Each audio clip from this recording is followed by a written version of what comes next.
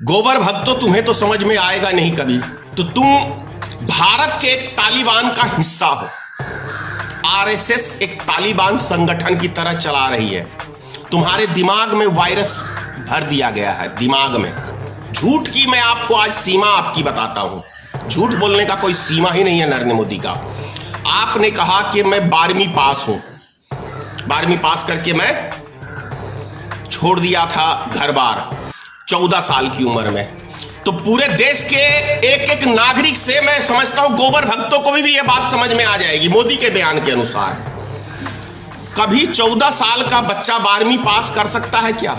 उसके बाद क्या कहते हैं, मोदी जी ने कहा कि मैं 35 साल भीख मांग के खाया। यदि 7 साल की उम्र में मोदी भीख मांगता था तो मोदी ने पढ़ाई कब की? फिर उसी उम्र के अंदर ये हिमालय पर्वत पे तपस्या करने कैसे चला गया भाई? भारत की माता बहनों के लिए इंसाफ की मोदी जी बात करते हैं। मुस्लिम महिलाओं की ज्यादा चिंता रहती है मोदी को, लेकिन आज तक उसकी महिला अपनी जसोदाबेन, अपनी धर्म पत्नी जिसके साथ 7 फेरे नरेंद्र मोदी ने लिया, उसको 1 सेकंड का सुख नहीं दे पाया आज तक मोदी। सबका साथ, सबका विकास। अरे पहले अपने घर परिवार का तो साथ दे ले भाई, तब तो देश की दुनिया का साथ देगा ना।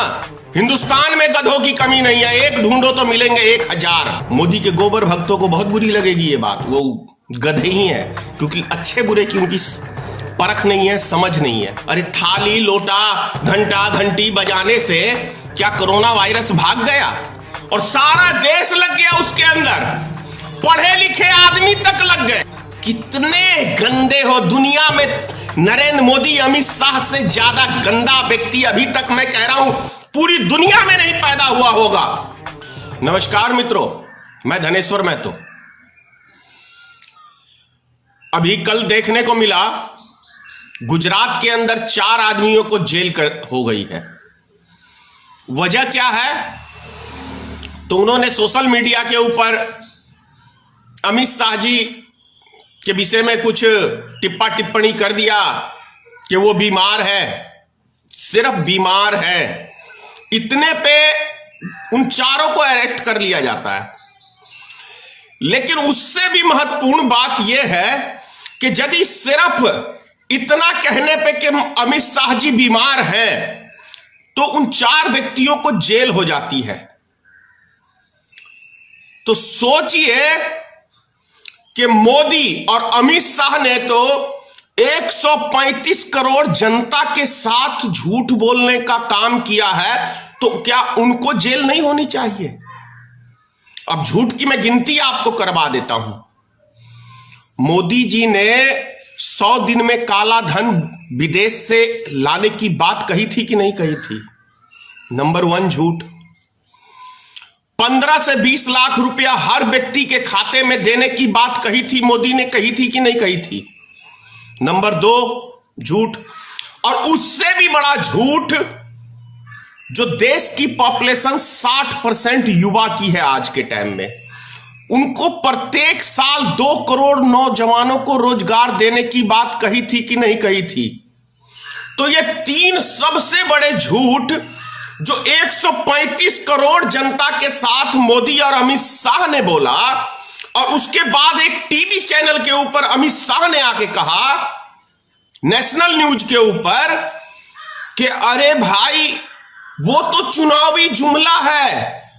तो यदि किसी व्यक्ति ने आपके साथ थोड़ा मजाक कर दिया, अमित शाह जी आप गायब हैं जब से कोरोना वायरस का देश के अंदर 2.25 महीने के अंदर 1.5 महीने से जो ऊपर हो गया है, और आप कहीं दिख नहीं रहे, तो जनता ने थोड़ी टिप्पणी कर दी, तो 4 लड़कों को, निर्दोष को, बेचारे को जेल में आपने कर दिया।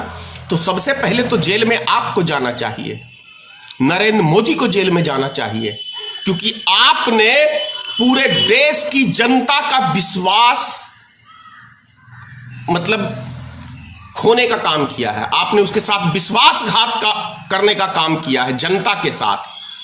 जनता में ईश्वर वास करता है, और आपने ईश्वर को छलावा करके उनसे झूठ बोल के सत्ता हथियाई है नरेंद्र मोदी जी। तो आपको जेल होना चाहिए। और कल की बात कर लेते हैं, दूसरी चीज।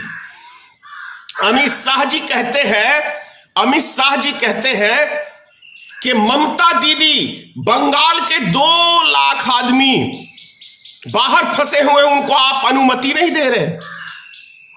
वही ममता दीदी दिखाती है कि देखिए मैंने आपके पास इतने एप्लीकेशन दिए हैं, उसका कोई जवाब नहीं। झूठ देखिए।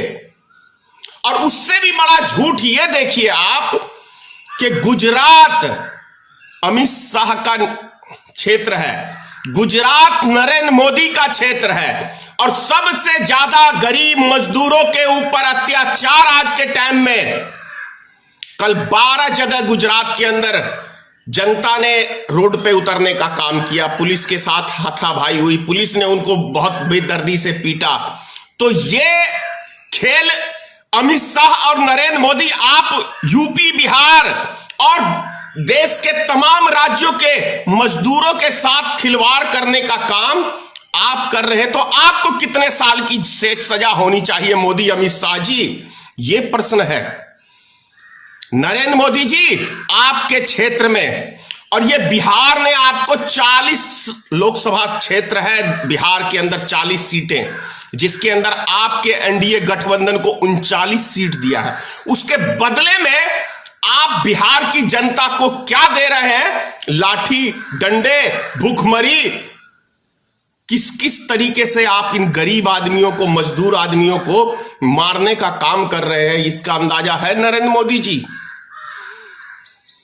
बहुत बड़ी साजिश है यूपी बिहार के जनता के साथ, बहुत बड़ी साजिश है। गोबर भक्तों, तुम्हें तो समझ में आएगा नहीं कभी। तुम्हें कभी समझ में इसलिए नहीं आएगा क्योंकि तुम्हारे दिमाग में जो है ना, जैसे वो क्या कहते हैं, वो पहले जो ये तालिबान था, तो तुम भारत के एक तालिबान का हिस्सा हो। आरएसएस एक तालिबान संगठन की तरह चला रही है। तुम्हारे दिमाग में वायरस भर दिया गया है, दिमाग में। तो तुम्हें अच्छा बुरा नहीं समझ में आएगा। जिस तरीके से वो मर मिटने के लिए तैयार रहते थे ना तालिबानी, और किसी का कत्लेआम, वही चीज तुम लोग भारत में फैला रहे हो। क्योंकि आरएसएस में क्या करता है? अस्त्र की पूजा होती है। कौन सा युद्ध जीतने जा रहे हो भाई? कौन से बॉर्डर पे युद्ध करोगे? कहां युद्ध करोगे? तो तुम लोग जो हो इस देश के तालिबान हो, और तुम्हें अच्छी चीज कभी समझ में नहीं आएगी। थोड़े दिन के लिए अगर तालिबान के दिमाग से हटा के देश के विषय में सोच लो, आम नागरिक के विषय में सोच लो, जो इस देश के नागरिक हैं, गरीब मजदूर हैं, तो थोड़ा सा चेंजिंग आ सकता है यदि उसको हटा के आप लोग। क्योंकि जिस तरीके से 4 मजदूरों को, 4 व्यक्ति को, 4 नौजवान को कल जेल में डालने का मोदी अमित शाह ने काम किया है, तो सबसे पहले फिर कह रहा हूं, मोदी और अमित शाह को सबसे पहले जेल में जाना चाहिए। यदि इस देश के अंदर कानून व्यवस्था है तो, और यदि कानून है ही नहीं तो कोई पालन होगा ही नहीं। एक जुमले के लिए 4 नौजवानों को जेल, और मोदी ने तो 135 करोड़ जनता के साथ जो इतने जुमले मारे हैं, और पूरी भारतीय जनता पार्टी की सरकार ने पिछले 7 सालों से 8 सालों से देश की जनता को सिर्फ जुमले के अलावा कुछ नहीं दिया। क्या मोदी ने यह नहीं कहा था कि हमारी सरकार बनेगी तो देश के अंदर किसानों की आय दुगुनी हो जाएगी? क्या मोदी ने यह नहीं कहा था कि डीजल पेट्रोल के दाम हम 35 रुपए बिकवाएंगे? क्या मोदी ने यह नहीं कहा था कि यदि जिस कंट्री का रुपया गिरता है तो उस देश की साख गिरती है? तो जब मोदी जी आप सत्ता में नहीं आए थे तब 60 रुपए था रुपया का डॉलर के मुकाबले कीमत, आज 74 रुपया है लगभग। तो क्या भारत की साख नहीं गिरी है दुनिया के अंदर? आप ही के क्वेश्चन है ये। बांग्लादेश की करेंसी नहीं गिरती, ये नेपाल की करेंसी नहीं गिरती, ये क्या कहते हैं इसकी पाकिस्तान की करेंसी नहीं गिरती, फिर क्या कारण है जो भारत की करेंसी गिरती है? तो इसका जवाब तो अब 6 साल से प्रधानमंत्री जी आप हो, आपको जवाब देना चाहिए। ये आप ही के लफ्ज है, किसी दूसरे नेता का नहीं है। और नरेंद्र मोदी जी, आप बोलते हो कि मैं हाई स्कूल में पढ़ा हूं 12वीं, आपका बयान, झूठ की मैं आपको आज सीमा आपकी बताता हूं। झूठ बोलने का कोई सीमा ही नहीं है नरेंद्र मोदी का। आपने कहा कि मैं 12वीं पास हूं, 12वीं पास करके मैं छोड़ दिया था घर बार 14 साल की उम्र में। तो पूरे देश के एक एक नागरिक से मैं समझता हूं गोबर भक्तों को भी यह बात समझ में आ जाएगी मोदी के बयान के अनुसार। कभी 14 साल का बच्चा 12वीं पास कर सकता है क्या? 2 साल की उम्र में पहली क्लास में कोई बच्चा आज तक गया है क्या? बहुत ही मतलब एक मैं समझता हूं इस दुनिया का जो सबसे बड़ा मूर्ख होगा उसको भी यह बात समझ में आ जाएगी। और यदि मूर्खों का कोई सरदार होगा तो उसको कभी बात यह समझ में नहीं आएगी। तो मोदी झूठ बोलता है कि नहीं बोलता है? और यदि 14 साल की उम्र में वो 12वीं पास कर लिया, 2 साल की आयु से, मतलब 2 साल के बच्चे का तो जुबान भी ठीक से नहीं खुलता है, तो वो सोच लो वो पहली क्लास में चला गया था नरेंद्र मोदी, 12वीं पास कर लिया 14 साल की उम्र में। उसके बाद क्या कहते हैं, मोदी जी ने कहा कि मैं 35 साल भीख मांग के खाया हूं, 35 साल भीख मांग के। ये मेरा नहीं बयान है, मोदी जी का स्वयं का बयान है। अब जो व्यक्ति 1992 में अडवाणी के रथ पे दिखे थे, ये 42 साल के थे, 42 साल के। सोचिए मैं इनकी बात कर रहा हूं। तो 42 साल में यदि 35 साल हम काट दे तो 7 साल का बच्चा बचता है। 7 साल का बच्चा क्या भीख मांगने उसके घर परिवार का कोई व्यक्ति छोड़ देगा कि तू जा भाई भीख मांग? बात को आप लोग समझिए। 7 साल का बच्चा क्या भीख मांगने जाएगा? और यदि 7 साल की उम्र में मोदी भीख मांगता था तो मोदी ने पढ़ाई कब की?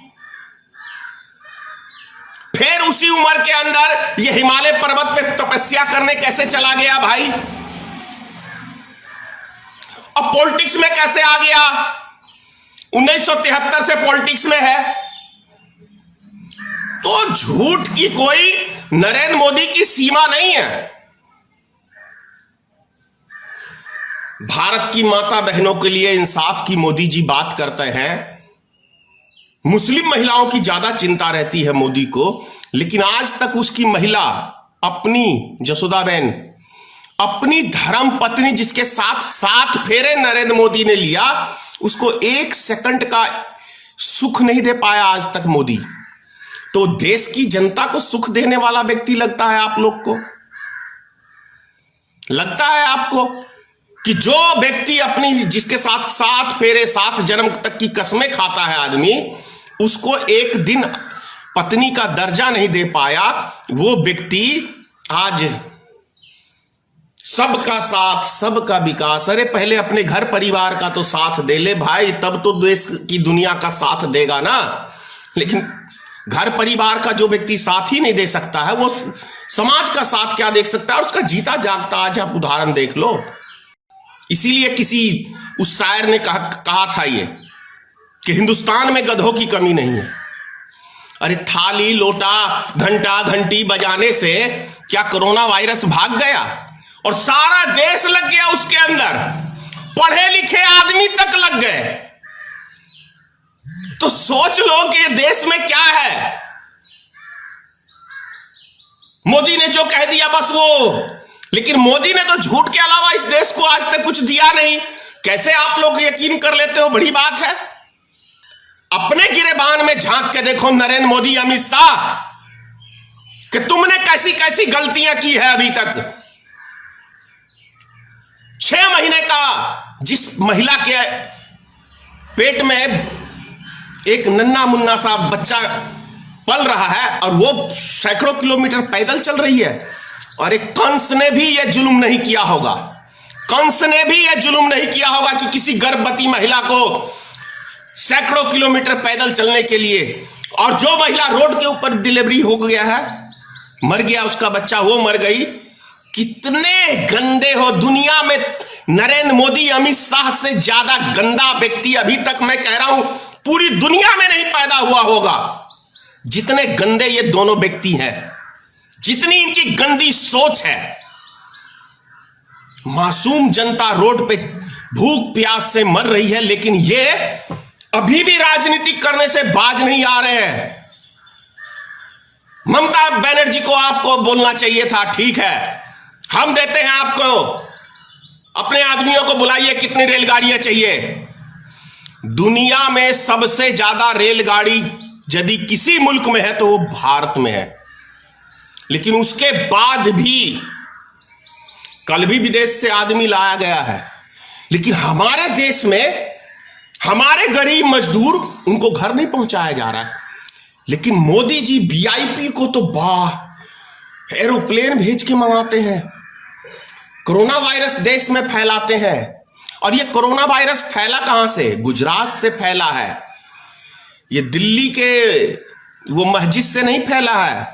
जिस दिन कोरोना वायरस का सबसे पहला मरीज की मृत्यु हुई थी, उस दिन डोनाल्ड ट्रंप के स्वागत में 1 लाख आदमियों को नरेंद्र मोदी ने इकट्ठा किया था गुजरात में, और 3000 आदमी वो ट्रंप लेके आया था वहां से। वो सारे बीमारी फैला के वो व्यक्ति, मतलब गुजरात के अंदर नरेंद्र मोदी ने कोरोना वायरस को फैलाने का काम किया। नरेंद्र मोदी की घटिया सोच, घटिया मानसिकता के कारण से आज पूरा देश, चाहे वो बिजनेसमैन हो, चाहे आम जनता हो, और गरीब मजदूर की तो कोई बात ही नहीं है, कितने बेचारे मर चुके हैं। तो ये नरेंद्र मोदी की किए दिए कि नरेंद्र मोदी की गलती का खामियाजा आज पूरा देश भुगत रहा है। इतना ही कहूंगा। जय हिंद।